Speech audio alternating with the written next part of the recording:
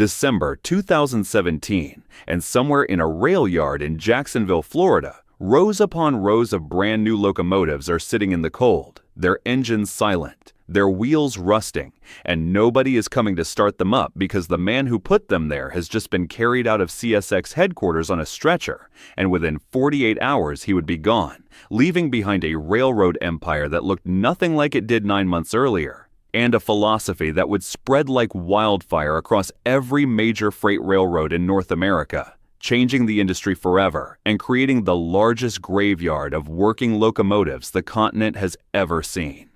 His name was Ewing Hunter Harrison, and by the time his body gave out, he had already transformed 4 different railroads, made shareholders richer than they ever dreamed possible, and systematically removed thousands upon thousands of locomotives from active service, locomotives that were perfectly functional, locomotives that cost millions of dollars each, locomotives that crews actually wanted to run, all parked in long lines across America and Canada, rusting in storage yards, while the trains that remained grew longer and longer and longer until they stretched nearly 3 miles from end to end. Now here is where it gets interesting.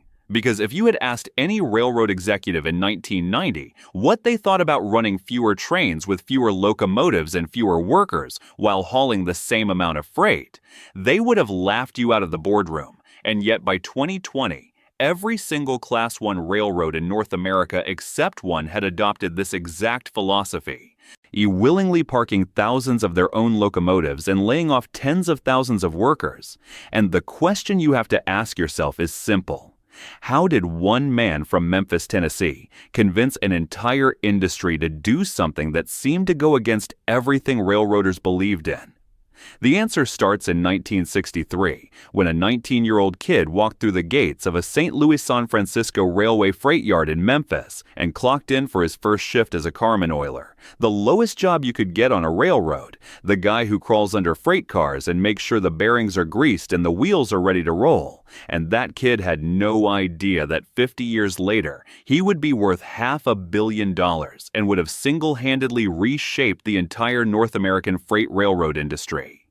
Hunter Harrison was not the kind of guy who sat around waiting for things to happen, and by the time he worked his way up through the Frisco and then Burlington Northern, he had developed a theory about railroads that went against everything the old-timers believed, a theory that said the problem with American railroads was simple. They had too much stuff. Too many locomotives sitting around waiting for trains, too many freight cars dwelling in yards, too many workers standing around with nothing to do. And the solution, according to Harrison, was equally simple. Get rid of everything you do not absolutely need and make the stuff you keep work twice as hard. He got his first chance to test this theory in 1989 when he joined Illinois Central as vice president and chief operating officer. And what he found there was a railroad that was barely staying alive, losing money every quarter, running an operating ratio in the high 90s, which for those who do not speak railroad finance means that for every dollar coming in, 98 cents was going right back out to cover costs, leaving almost nothing for the shareholders.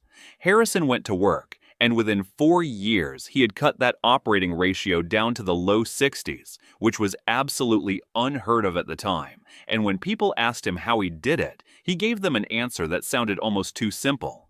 He scheduled the railroad like you would schedule an airline, with trains leaving at fixed times whether they were full or not, and he got rid of every locomotive, every freight car, and every worker that was not absolutely essential to keeping those scheduled trains moving.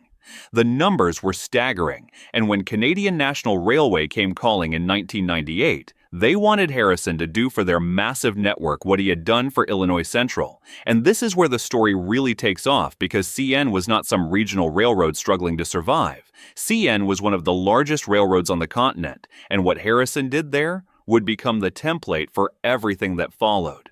Within 16 months of taking over operations at CN, Harrison had cut 600 trains from the schedule and removed 35% of the locomotive fleet from active service. Locomotives that were perfectly good, locomotives that had years of life left in them. But locomotives that Harrison said were doing nothing but costing money while they sat around waiting for freight that might or might not show up. The results spoke for themselves. at least on paper, because CN's operating ratio dropped from 89% in 1998 to 61% by 2006, which was the lowest of any Class 1 railroad, and CN's stock price went from under $5 to over $27 in the same period, making shareholders very happy and making Hunter Harrison something of a legend in the financial world. But here is where you have to pay attention, because what looked like genius on a spreadsheet looked very different if you were a shipper trying to get your product to market, or a worker trying to keep your job, or a small town that depended on regular rail service to stay alive. And the complaints started early and they never really stopped. Complaints about trains that did not show up, about service that used to be reliable becoming unpredictable, about entire shipping lanes being eliminated because they were not profitable enough. Harrison retired from CN in 2009 with $40 million in benefits and a reputation as the greatest railroad turnaround artist of his generation, and you might think that would be the end of the story.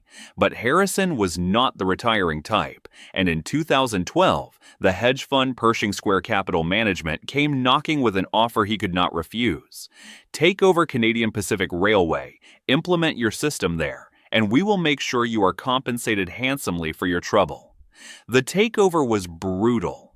A proxy battle that forced out the existing management and installed Harrison as CEO, and the man did not waste any time. Within months, he had announced plans to cut 195 locomotives and 3,200 leased freight cars, and he moved CP's headquarters out of downtown Calgary to save money on rent.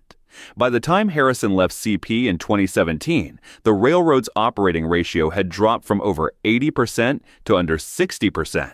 The stock price had more than tripled, and another 600 locomotives were sitting in storage yards across Canada and the northern United States, perfectly good machines that were no longer needed, because Harrison had figured out how to move the same freight with fewer trains, longer trains, and a whole lot fewer workers.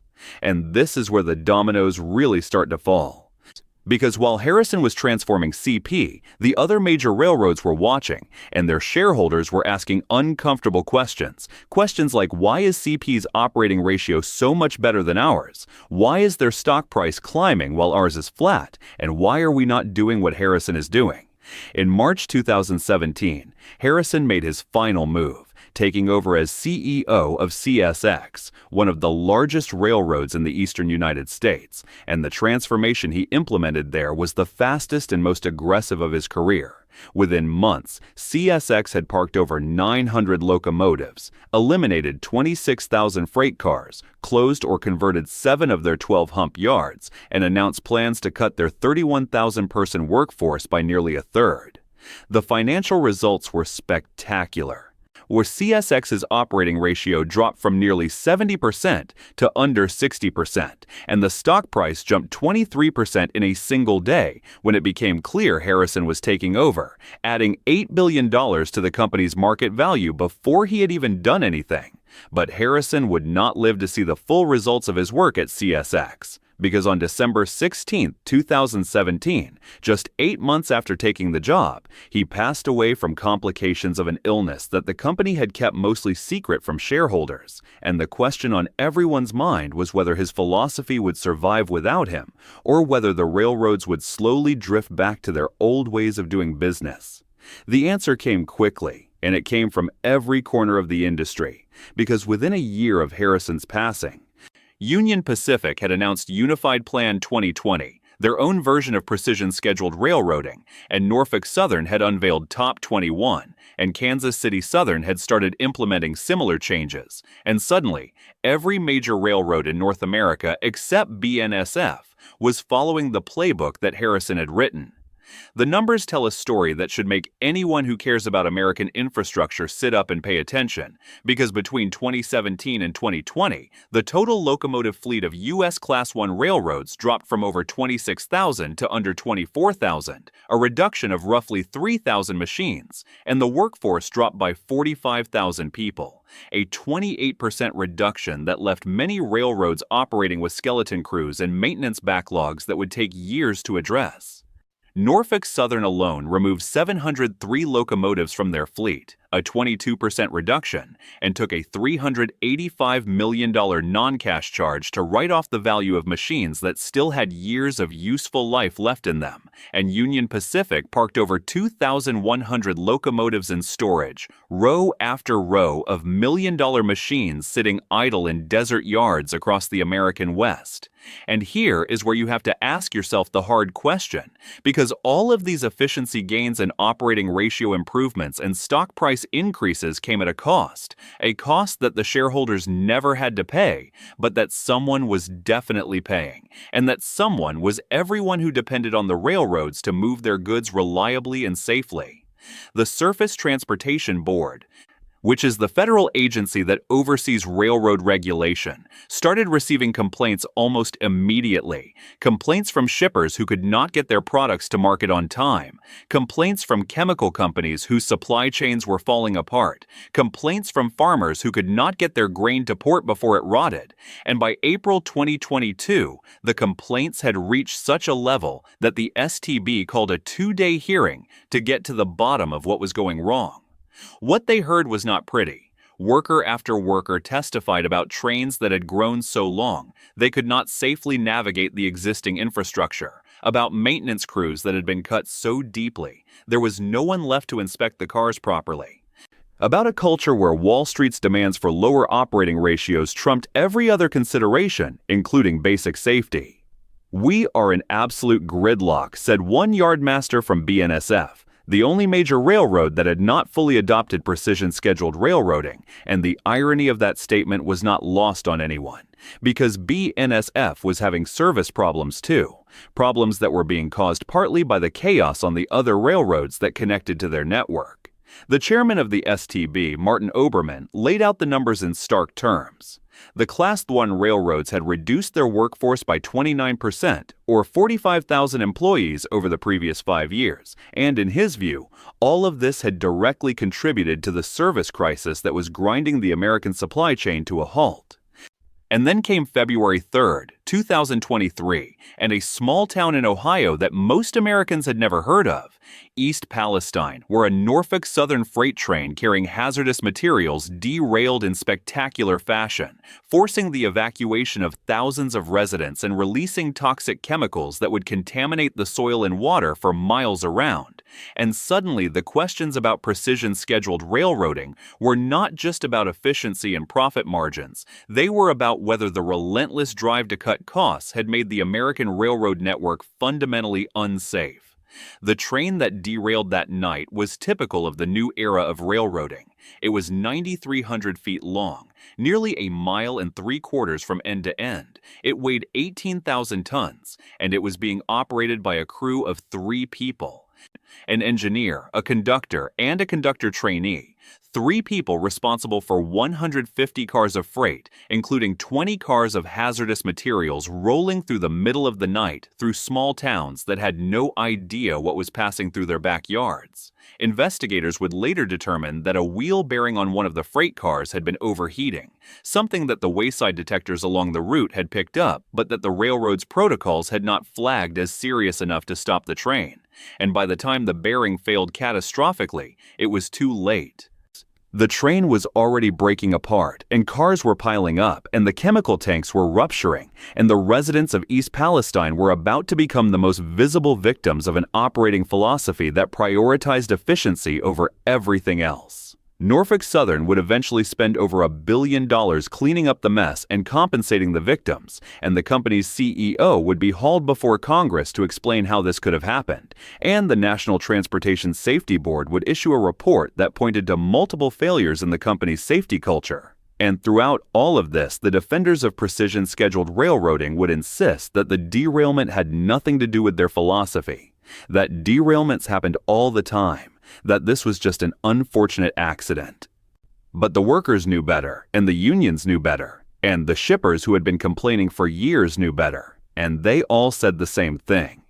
When you park thousands of locomotives and lay off tens of thousands of workers and run trains that are 3 miles long with crews of 2 or 3 people, you are playing a game of probabilities, and eventually, the probabilities catch up with you.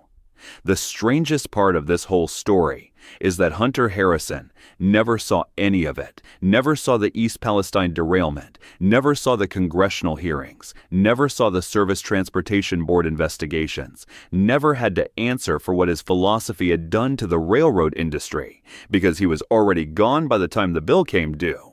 Nate carried out of CSX headquarters in December 2017 with his reputation intact and his legacy secure, at least in the eyes of the shareholders who had made billions from his innovations.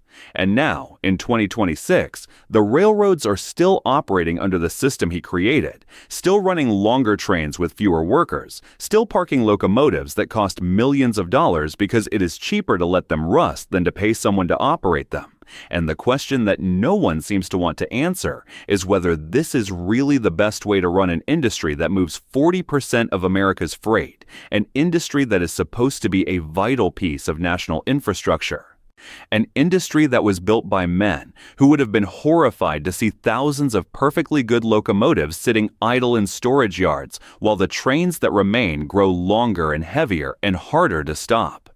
The man from Memphis who started his career greasing wheel bearings in 1963 changed everything about how American railroads operate, and whether you think that change was a miracle of efficiency or a disaster waiting to happen probably depends on whether you are a shareholder counting your dividends, or a shipper waiting for a train that never comes, or a resident of a small town wondering what is rolling through your community in the middle of the night. One thing is certain. The locomotives that Hunter Harrison parked are still sitting there, still rusting, still waiting for someone to decide that maybe the old way of doing things was not so wasteful after all. And until that day comes, the railroad industry he transformed will keep chasing operating ratios and stock prices while the infrastructure that made America an industrial powerhouse slowly deteriorates, and the next East Palestine is just one overheated bearing away from happening all over again.